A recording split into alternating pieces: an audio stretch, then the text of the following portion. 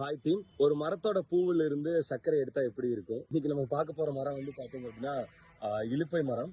So இந்த மரத்தை வந்து இந்தியன் பட்டர் ட்ரீன்னு நம்ம இங்கிலீஷ்ல சொல்றோம். இந்த மரத்துக்கு வந்து ஒரு மிகப்பெரிய சிறப்பு என்ன அப்படின்னா, இதோட உலர்ந்த பூவில் வந்து பாத்தீங்கன்னா ஒரு 72% வந்து சுகர் வந்து இருக்கு.